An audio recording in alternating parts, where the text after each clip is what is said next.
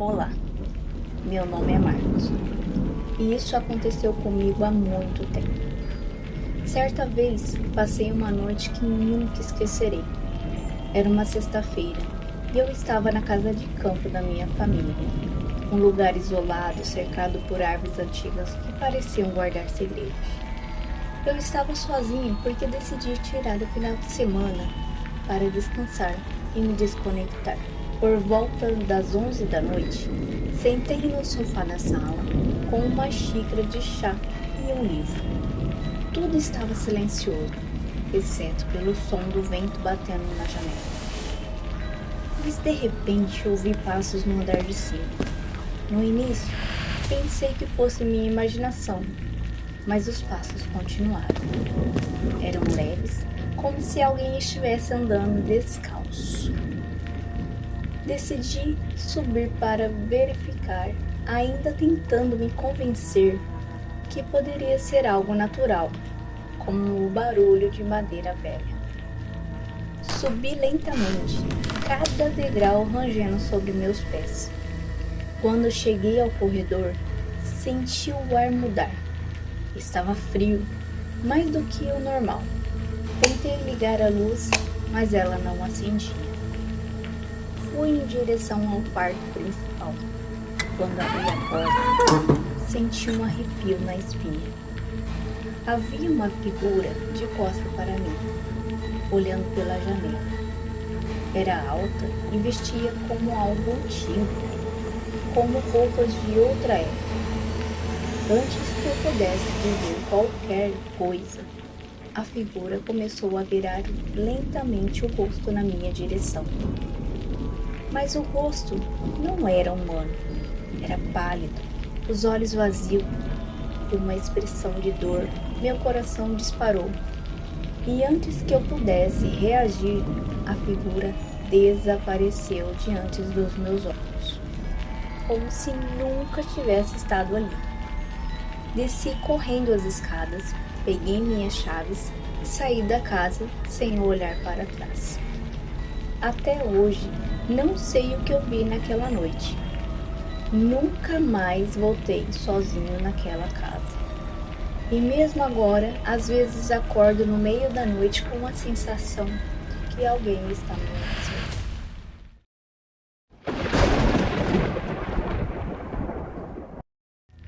Olá, meu nome é Ana e vou contar uma história que nunca esqueci. Uma noite, anos atrás, passei por algo que ainda não consigo explicar completamente. Era inverno e eu estava hospedada na casa da minha tia-avó, um casarão isolado no interior, cercado por campos e poucas luzes. Era o tipo de lugar onde o silêncio pesava nos ouvidos. Eu tinha chegado tarde, cansada da viagem. Depois do jantar, fui direto para o meu quarto. Era um cômodo grande com móveis antigos e um espelho oval pendurado na parede, oposta à minha cama. Apaguei as luzes e deitei, mas o sono não vinha. A casa rangia com o vento e eu me sentia inquieta, como se algo não estivesse certo.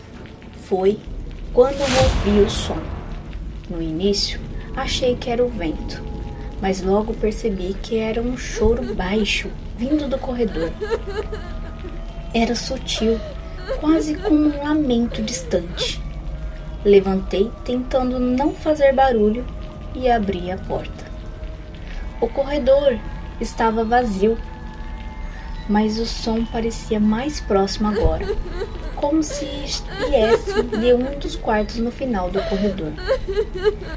Fui andando devagar, com o coração disparado. A porta do último quarto estava entreaberta e a luz da lua iluminava o interior. Quando me aproximei, vi uma figura sentada na cama, com os ombros curvados, como se estivesse chorando. Parecia ser uma mulher usando um vestido branco, antigo. Eu chamei hesitante: "Está tudo bem?" Ela parou de chorar, lentamente virou o rosto na minha direção. O que eu vi fez meu sangue gelar. O rosto dela não tinha traços, nem olhos, nem boca, apenas uma superfície lisa e pálida. Dei um passo para trás, mas ela se levantou, movendo-se de forma estranha, como se não tocasse o chão. Corri para o meu quarto, trancando a porta atrás de mim. Passei o resto da noite acordada, com os ouvidos atentos a cada som. Quando o sol finalmente nasceu, tomei minhas coisas e fui embora, sem olhar para trás. Até hoje, quando penso naquela noite, ainda ouço o choro ecoando na minha mente. Nunca voltei àquela casa e minha tia-avó também nunca mencionou nada estranho, mas algo me diz que ela sabe.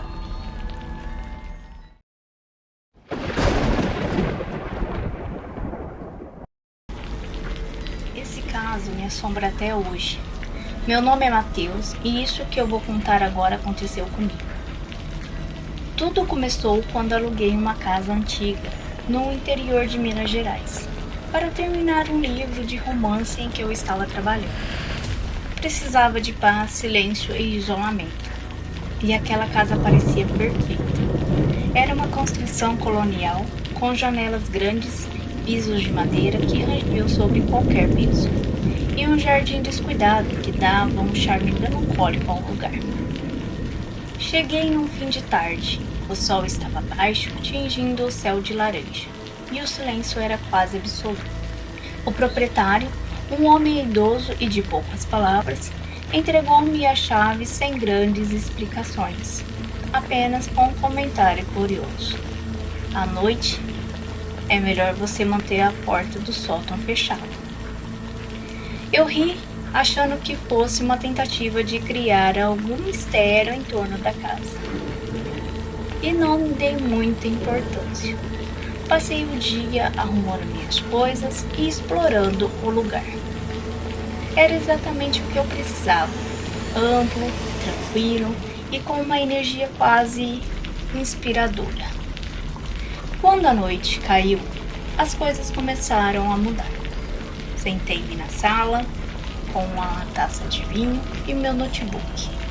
A casa estava silenciosa, mas eu sentia algo, uma presença, como se eu não estivesse completamente sozinho. Ignorei o desconforto e continuei escrevendo.